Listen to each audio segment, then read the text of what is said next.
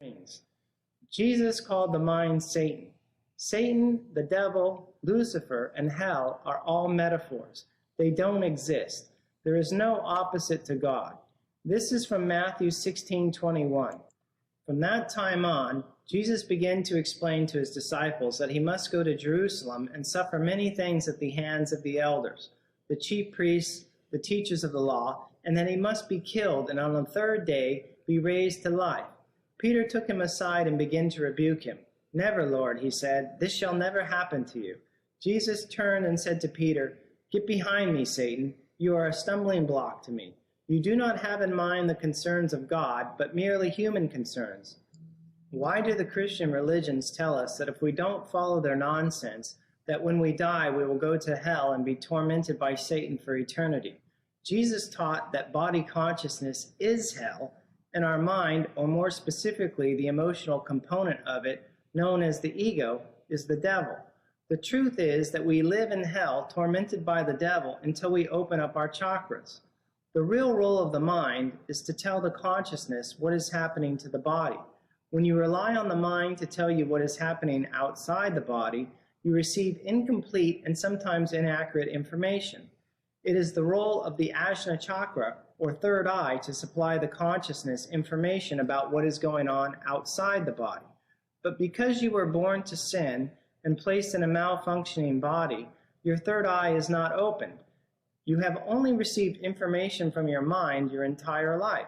And so the mind has tricked you into thinking that you are it, that these thoughts are yours, and the only way to happiness is to satiate the mind's bodily desires. This is the definition of sin. The word sin means missing the mark. Many religions exploit people's misunderstanding of this concept, fleecing the people for their guilt about their actions and thoughts created from the mind's bodily desires. The great Saint Ramakrishna said that when I am in the body, I feel like a fish trapped in a bucket. When I am in meditation, I feel like somebody dumped the bucket into the great river Ganges. To have the experience of oneness with the divine, you must transcend the mind, or more to the point, make your body function properly by balancing your nadis, open up your chakras, and raise your Kundalini. This will open your third eye and let you experience the world as it is, not through the Maya created by the mind and the five senses. Let's get into what your Kundalini, chakras, and nadis are. Your body is made up of 7 main chakras, or energy centers. It is easy to go up and down your body and feel these energy centers. The first chakra, or root chakra, is the Muladhara chakra, located in the perineum in men and near the cervix for women. You can feel this chakra by squeezing or tightening your anus forcefully and holding for 1 second and then letting it go. Your second chakra is called the Svadhisthana and can be felt by tightening the muscle you use to stop the flow of urine. Your third chakra is called Manipura and can be felt by gently pulling in and pushing out the stomach. Your fourth chakra is called Anahata and can be felt by pushing out your chest and recalling a time in your life that you felt and experienced love. Your fifth chakra is called the Vishuddha and can be felt by rolling your tongue to the back of your mouth and putting your attention on your tongue. Your sixth chakra is called Ajna, or your third eye, and can be felt by concentrating on the point between your eyebrows. Your seventh chakra is called the Sahasrara and can be felt by focusing on the crown of your head. There are 3 main parts to yoga: the asanas, or physical postures, pranayama, or breathing exercises, and meditation. The main purpose of the asanas is to open up your chakras. They give you the added benefit of giving your body strength, flexibility, and endurance that will be needed later for long periods of meditation. The purpose of pranayama is to balance out your nadis, or the electrical system of your body, and turn on your Kundalini. And finally, meditation is needed to raise your Kundalini and to take you through the various stages of samadhi, or absorption in the divine. Most people live their whole life completely ignorant of the electrical system in their body. Even medical doctors have no idea where the electricity comes from in the body. Ask a doctor where the electricity that beats your heart originates from, and you will be given a blank stare. It comes from the Muladhara chakra, and that is why nobody lives without their spine completely intact. If fats and carbohydrates are what makes your muscles move, how is it possible to make a dead frog's leg move with a little electricity applied to it? Every living thing has prana flowing through it. Prana is the little sparks of electricity that you can see as small specks of light dancing in the air. The prana in a potato can light up a bulb if you attach 2 electrodes to it. Cook the potato and you will destroy the life force, and this is no longer possible. This same life force is flowing through our bodies. Unfortunately for us, this force does not flow evenly throughout the body. We are all mentally imbalanced. Half of the time, the right part of the brain is receiving more power than the left, and vice versa the other half of the time. This causes mental fluctuations or thought, which causes body identification and leads to the false duality. As I've quoted before, Yogananda wrote that God consciousness equals human consciousness plus thought. The Bible says, "Be still and know that I am God." Well, how is this possible with this constant mental imbalance? When Jesus said the only way to the Father is through me, he wasn't referring to believing in him. He was referring to the exercises that he was teaching. When Jesus said you cannot serve God and mammon, he again is explaining that you cannot have body consciousness and God consciousness at the same time. As long as you are receiving sensory perceptions, you have mental thoughts. As long as you identify with the body, you have desires and thus thoughts. Where do these thoughts come from? What causes them? If they are truly you or yours, why can't you stop them? The human body is designed for the electricity to flow through the central nervous system, or in yoga parlance, the sushumna. But because we are born to sin and placed in a body that is not functioning properly, we have locks in our chakras that prevent this from happening. So instead of the electricity flowing up the central nervous system, or sushumna, it alternates going up the parasympathetic nervous system. In yoga parlance, this is known as the Ida Nadi, and the sympathetic nervous system, Pingala Nadi. This again powers the right and left parts of the brain at different levels. You can tell which nadi is dominant by closing one nostril with your finger and trying to breathe through the other nostril. Then close the opposite nostril and try to breathe through the other nostril. Normally one nostril will be completely open and the other nostril will be somewhat closed. This picture clearly shows the flap of skin that cover the turbinate areas of the nostrils, directing which nadi most of the prana will flow. In his famous talk, known as Sermon on the Mount, Jesus spoke of a yoga technique that is used to balance the nadis and thus balance the pranic flow to the brain. This technique is known as Kachari Mudra. In Matthew 7:13, Jesus says, "Enter ye in at the strait gate, for wide is the gate, and broad is the way that leadeth to destruction, and many there be which go in thereat. Because strait is the gate, and narrow is the way which leadeth unto life, and few there be that find it." This is another widely misinterpreted quote from the Bible that Yogananda explains in his book, The Second Coming of Christ. Yogananda writes, Jesus addressed his close disciples in a veiled metaphor. The strait gate and narrow way refer to the gateway in the subtle astral center at the base of the spine, which opens into the astral spine's narrow, extremely fine pathway through which the life and consciousness ascend to the higher cerebral spinal centers of spiritual perception, the sole path to realization of God and union with him. The great Saint Ramakrishna said, "When the divine goddess comes up, the tongue rolls back." Jesus and these great saints are talking about Kachari Mudra. This is Kachari Mudra. When your tongue is resting in your mouth, it is in the wide gate, but when you place it up your nasal pharynx, you go in through the straight gate and ultimately through the narrow passageway up to the 10th gate. Sexually, you are one half of a whole, but spiritually, you are complete. You have both a phallus, your tongue, and a yoni, your nasal pharynx. This is what Jesus referred to when he spoke about the bridal chamber, from the Gospel of Philip. For the Father anointed the Son, and the Son anointed the apostles, and the apostles anoint us. He who has been anointed possesses everything. He possesses the resurrection, the light, the cross, the Holy Spirit. The Father gave him this in the bridal chamber. He merely accepted the gift.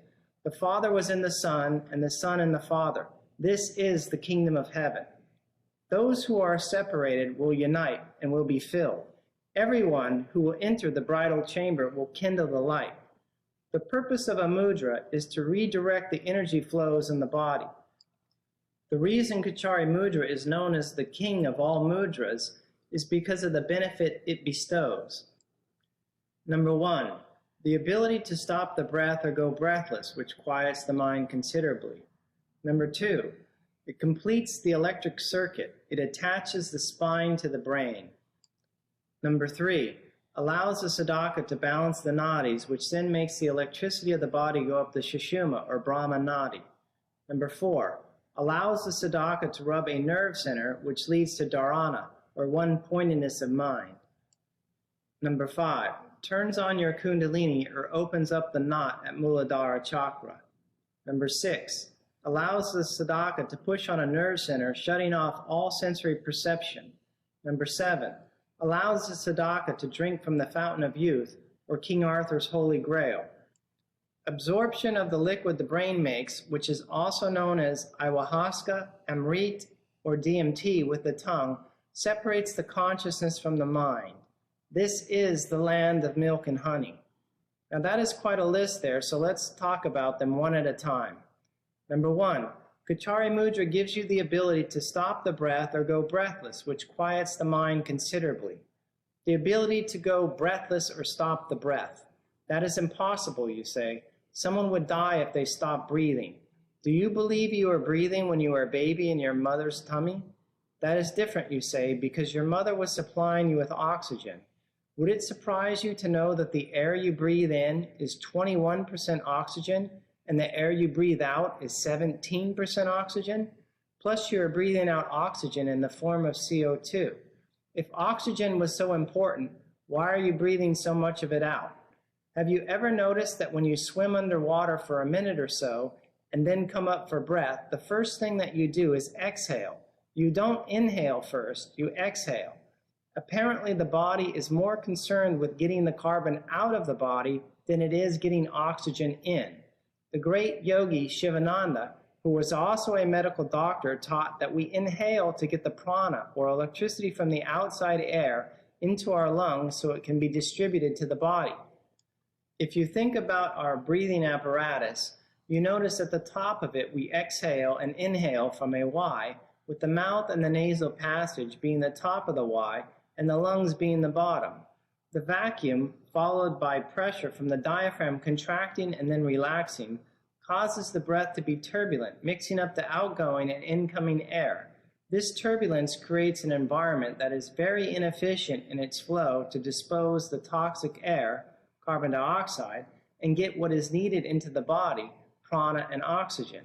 This causes a lot of unnecessary work for the body. When the breath stops, carbon dioxide forms a stream that peacefully slides out of the body. A straight spine with the chin slightly pulled in enables this stream to form much quicker. Just a cursory glance at a nasal diagram and you can see that the passageways are set up to separate the incoming from the outgoing air.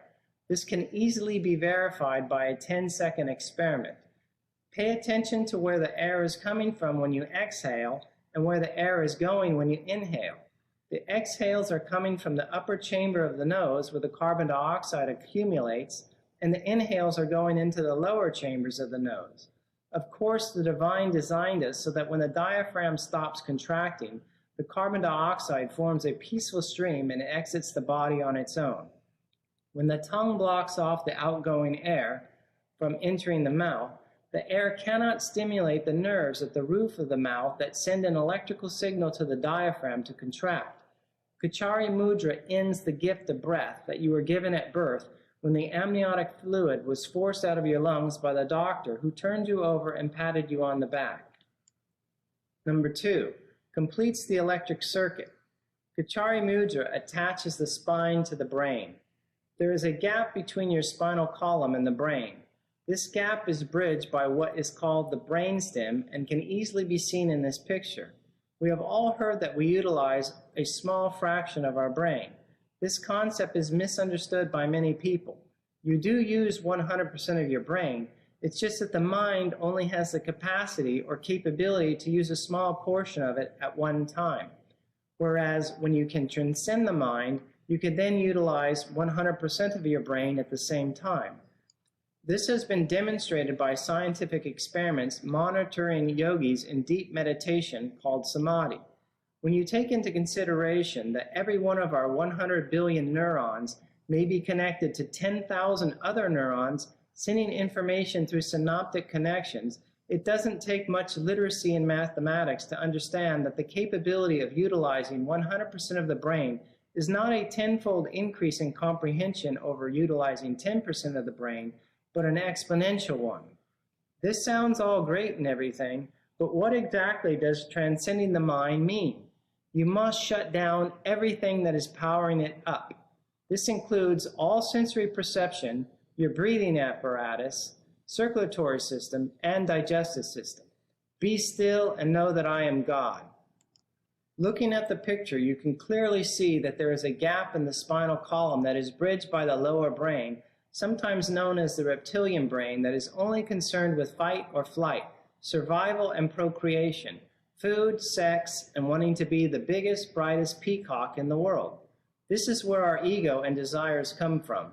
Everybody wants to be Chief Big Feather with all the adornments, and these desires will continue as long as the electricity is flowing through this brainstem. With the practice of Kachari Mudra, the tongue acts like a fuse and redirects the electricity of the body from the medulla oblongata to the pineal gland. You can see from this picture the results from diverting this electrical flow. The uvula conducts the electricity and burns up the frenulum, which is the ligament that binds the tongue to the bottom of the mouth. You can clearly see the hard white scabs that appeared underneath my tongue from the practice of Kachari Mudra. The burning up of the frenulum allowed my tongue to go further and further up the nasal pharynx and eventually opened up my Vishuddha chakra. The goal of yoga is to connect the consciousness or anahata chakra to the ajna chakra through the Brahma nadi, which runs right up the center of the sushumna. In English, this is known as the central nervous system. This connects your soul with your Christ consciousness, which will then allow you to tap into the cosmic consciousness. You don't want the electricity to flow through the medulla oblongata because that brings about body consciousness, or as Jesus put it, you serve mammon. You want the electricity to flow through the tongue right to the pituitary gland. This is a multi-stage process. The nadis must be opened, balanced, and cleared. Slowly over time, the sushumna is able to carry an increasingly load of electricity. When the electricity gets strong enough, chakras open and the tongue eventually busts through the 10th gate, allowing you to drink from the Holy Grail or taste the Amrita. When the pituitary gland is stimulated with this electricity, copious amounts of this nectar is produced. When this nectar makes it into the bloodstream, samadhi takes place. This nectar anesthetizes the brainstem.